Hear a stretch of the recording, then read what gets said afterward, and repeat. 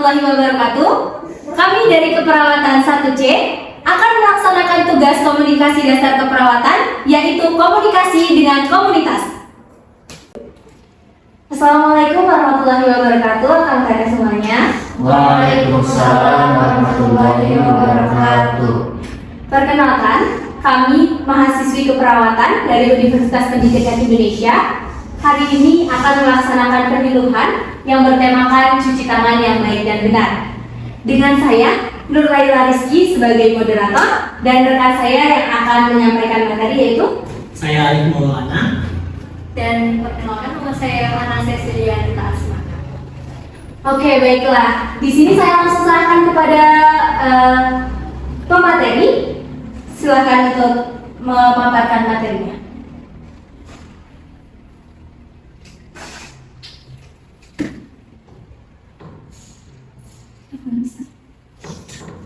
Lanjut.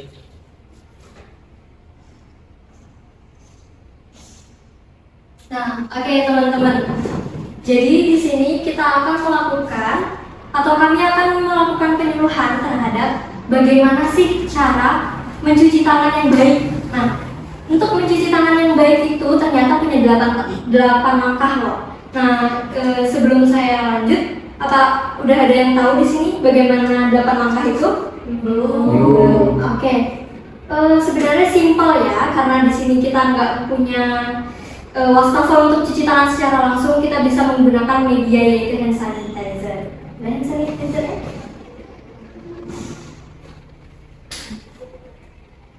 Untuk yang pertama, kita tuangkan dulu hand sanitizer-nya secukupnya ya di telapak tangan. Seperti ini. Lalu yang pertama itu sudah dituangkan, lalu kita menggosokkan telapak tangan seperti ini. Yang kedua, kita menggosok punggung tangan. Nah, seperti ini. Bisa terlihat dengan jelas? Ya, begini. Lalu saling mengatuk seperti ini. Ini tujuannya untuk membersihkan area sela-sela jari. Boleh lanjut? Selanjutnya saling mengunci. Nah, seperti ini ya. Selanjutnya yaitu menggosok ibu jari. Ini bertujuan untuk menghilangkan atau membasmi kuman-kuman yang ada di sela-sela ibu jari yang sebelumnya tidak terkena, mungkin begitu ya. Lalu menguncup seperti ini. Menguncup seperti ini itu fungsinya untuk membersihkan area kuku dan area telapak tangan. Jadi seperti ini, kita tekan, lalu kita gosok di telapak tangannya. Lalu sebaliknya, lalu setelah kering tangan Anda telah bebas dari kuman begitu. Boleh lanjut? Boleh. Nah, selanjutnya itu dampak jika tidak mencuci tangan. Nah, ada pun beberapa dampak jika kita tidak mencuci tangan. Yang pertama, menularnya kuman ke orang lain. Ketika kita punya kuman, terus kita berjabat tangan atau berpegang, itu termasuk menularkan kuman kepada orang lain. Jadi sebaiknya kita mencuci tangan. Terus terkena penyakit diare karena dari kuman tersebut, terkena infeksi saluran pernapasan, terus terkena sakit mata. Karena misalkan kita sudah keadaan tangan kotor, terus kita kadang suka mengisikan mata. Nah, itu akan menimbulkan sakit mata atau infeksi pada mata. Terus sakit perut karena kita misalkan sebelum makan kita tuh gak cuci tangan, langsung makan aja. Itu menimbulkan kuman menempel pada makanan yang kita makan. Itu mengakibatkan sakit perut, kemudian menyebarkan atau terkenanya keracunan makanan. Ada satu tahunnya dari tadi sakit perut. Kemudian ada tujuan dan manfaat. Tujuannya itu yang pertama menghilangkan kotoran dari kulit dan mengurangi jumlah mikroorganisme sementara pada tangan. Kemudian mencegah infeksi silang atau cross infection, atau memutuskan rantai penularan infeksi yang tadi sudah dijelaskan. Kemudian perlindungan diri dari berbagai macam infeksi dan penyakit. Jadi sebaiknya kita harus mencegah dari kuman-kuman agar tidak terkena penularan dari infeksi dari kuman yang kita tidak mencuci tangan tersebut. Kemudian mencegah risiko penyebaran penyakit menular kepada orang lain seperti yang tadi saya sudah jelaskan. Yang terakhir, mengurangi infeksi nosocomial. Nah, oke, selanjutnya momen-momen mencuci tangan. Kapan aja sih kita bisa mencuci tangan? Nah, gitu. Yang pertama, sebelum, saat, dan sesudah menyiapkan makanan. Misalnya sebelum kita menyiapkan makanan, kita mau masak nih. Kita mau masak, masa kita habis dari toilet kita langsung masak? Gak mungkin kan? Jadi kita cuci tangan dulu sampai bersih, lalu kita mulai masak gitu. Lalu menyiapkan makanan pun seperti itu. Sebelum dan sesudah makan, sama nih seperti tadi. Kalau kita habis megang, misalnya habis megang duit. Nah, duit itu kan kotor ya, karena dipegang banyak orang dan nggak tahu mereka cuci tangan atau enggak sebelum memegang itu. Nah, itu setelah memegang duit, masa kita langsung makan? Gak mungkin kan, jadi kita harus cuci tangan dulu agar menghindari terjadinya sakit perut. Nah, ya, yang ketiga, sebelum menyusui bayi dan mengganti popok. Kita tahu kan ya, kalau bayi itu rentan banget terkena penyakit karena imunnya yang masih rendah gitu. Jadi kita harus menjaga imunnya supaya tidak terkena penyakit gitu. Terus yang keempat, sebelum dan setelah mengasuh seseorang yang sakit di rumah. Nah gini, misalnya kita habis mengasuh nenek kita yang lagi flu misalnya. Kalau kita habis mengasuh nenek kita yang lagi flu, terus kita nggak cuci tangan, terus tiba-tiba kita pegang hidung nih, bisa jadi kita juga tertular flu gitu. Terus selanjutnya yaitu sebelum dan sesudah merawat luka. Kenapa sebelum dan sesudah merawat luka? Karena di luka itu banyak banget ya bakterinya, maka harus dibersihkan setiap waktu. Nah, kalau luka aja harus dibersihkan setiap waktu, kenapa tangan kita nggak dibersihkan setiap waktu gitu? Takutnya nanti bakteri yang ada di luka itu dapat berganti ke tangan gitu. Selanjutnya setelah buang air. Siapa sih yang nggak cuci tangan setelah buang air? Nggak ada ya, jarang banget. Iya. Karena banyak banget kumannya. iya, banyak banget kumannya karena kita membuang kotoran ya, masa kita nggak mencuci tangan gitu loh. Cuma wajib. Ya wajib banget ya gitu. Selanjutnya yaitu setelah batuk atau bersin. Setelah batuk atau bersin, misalnya kita batuk nih, nah itu semuanya kumannya nyembur ke tangan kan. Terus tiba-tiba kita saliman nih, ayo saliman yuk gitu. Nah kuman yang ada di tangan kita ini bisa berpindah ke orang lain gitu. Jadi sebaiknya kita mencuci tangan setelah atau sesudah bersin, sesudah bersin atau sesudah batuk gitu. Selanjutnya yaitu menyentuh sampah. Sampah kan ya emang kotor banget ya. Jadi kita harus buang, setelah membuang sampah, kita juga harus cuci tangan gitu. Selanjutnya yaitu setelah beraktivitas seperti mengetik, menyentuh uang, hewan atau binatang dan berkebun. Nah, setelah beraktivitas seperti mengetik, kita kan biasanya ya buka laptop langsung mengetik. Nah itu yang saat itu kuman yang ada di jari kita bakal nempel gitu di laptop, di keyboard laptop. Nah itu kalau kita habis pegang laptop langsung kita makan juga. Nah itu kan kuman yang ada di keyboard laptop bakal berpindah juga ke jari kita. Terus kalau sudah berpindah ke jari kita terus kita makan lagi gitu bakal sakit perut ya kan ya. Jadi lebih baik untuk mencuci tangan setelah beraktivitas mengetik, menyentuh uang, hewan atau binatang dan berkebun. Baik, materi telah selesai dijelaskan. Apakah di sini ada yang kurang dimengerti dan ingin ditanyakan? Silakan kepada audiens untuk bertanya. Baik, silakan kebetulan Ibu. Sebelumnya perkenalkan dulu, nama saya Pinkan. Akan teteh saya ingin bertanya, apakah bagus gitu untuk mencuci tangan menggunakan sabun cuci piring? Karena kan banyak ya kalau orang-orang tuh yang nggak menggunakan sabun cuci tangan untuk cuci tangan gitu. Apakah itu bagus atau bagaimana ya? Izin menjawab langsung ya.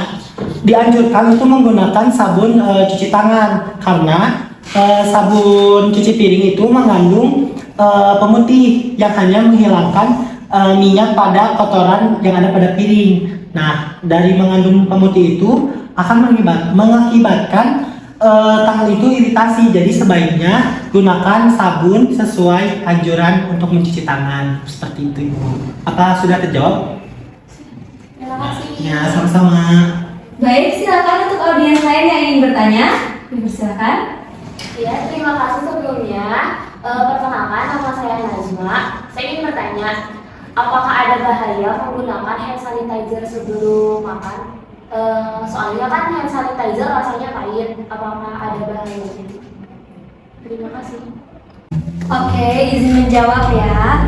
Nah, untuk apakah bahaya digunakan sebelum makan? Nah, sebenarnya nggak bahaya ya kalau digunakannya apabila sudah kering. Misalnya nih ya, kita pakai hand sanitizer itu, terus kita gunakan, kita tunggu dulu sampai kering.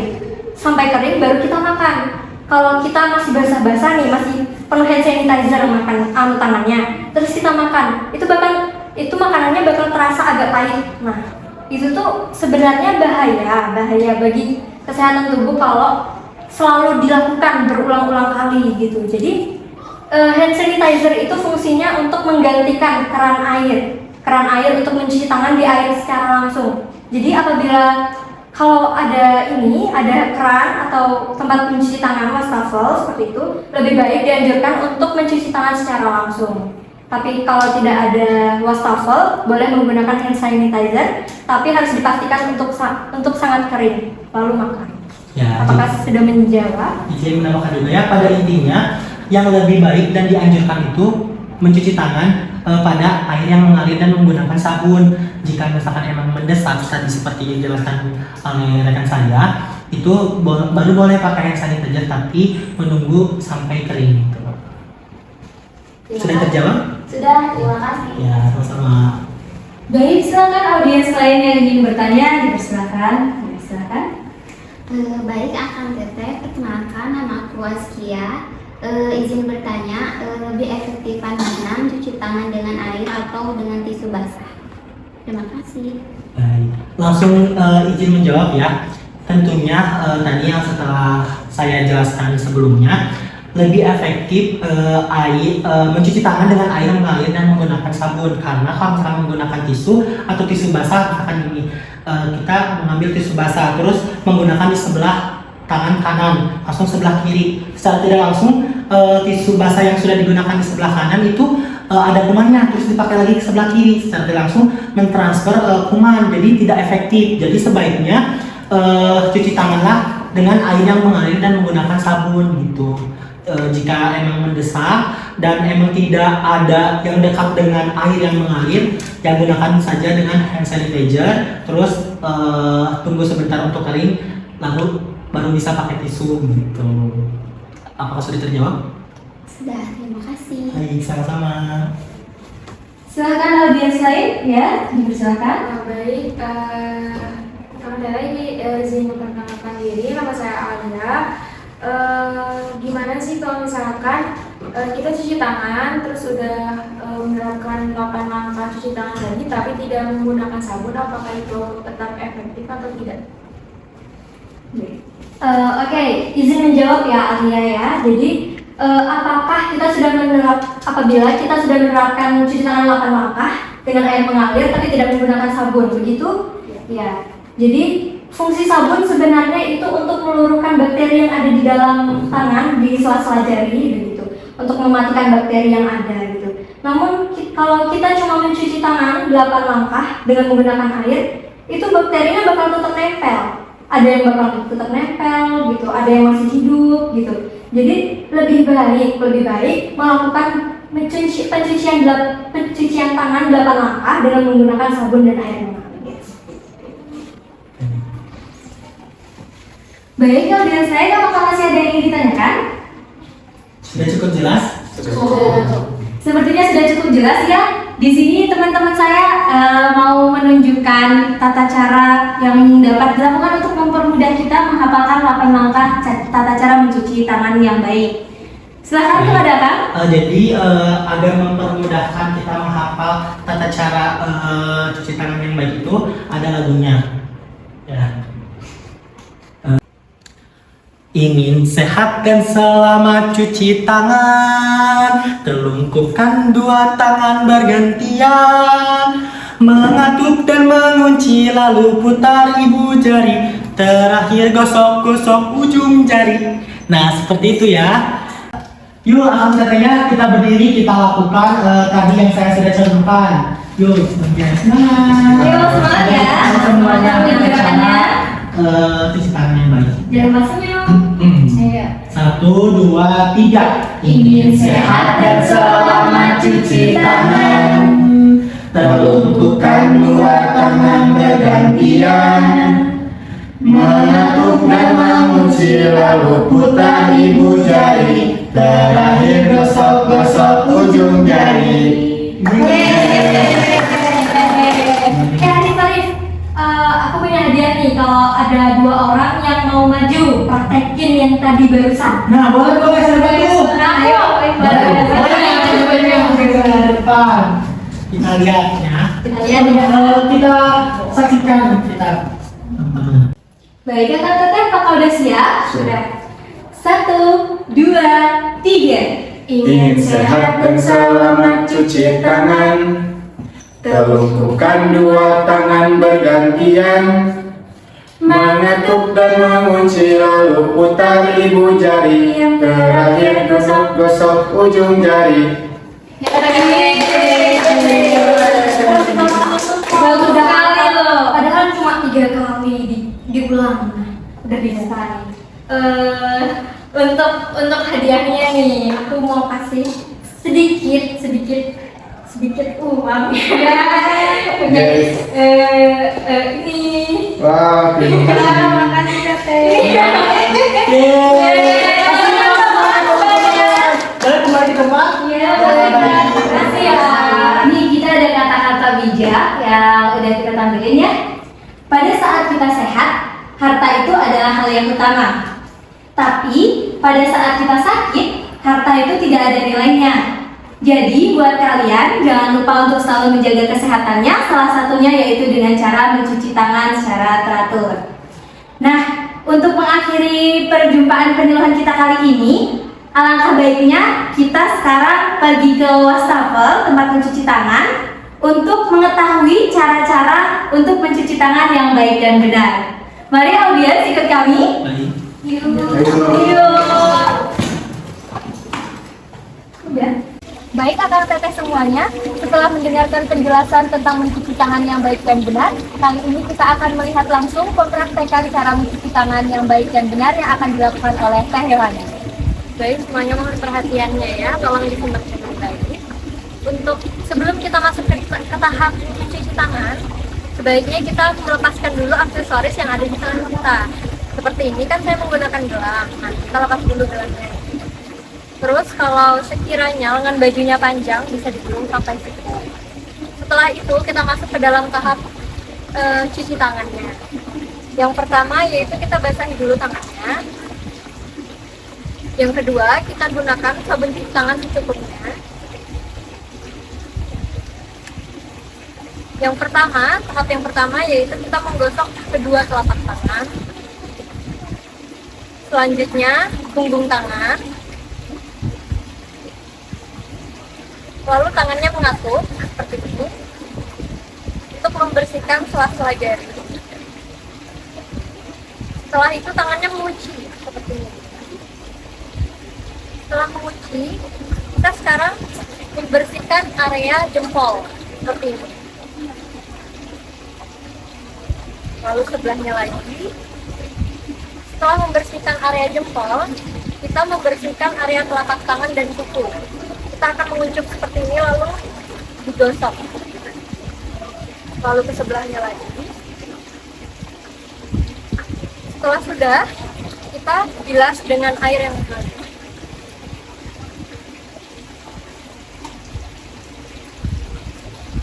Biasanya untuk melakukan cuci tangan ini dalam durasi 20 detik sampai 30 detik atau bisa lebih. Setelah selesai, kita keringkan dengan handuk atau tisu yang ada.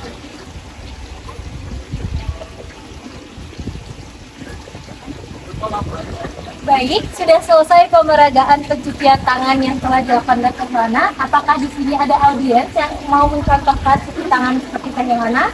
Boleh saya? Oh, silahkan Teh.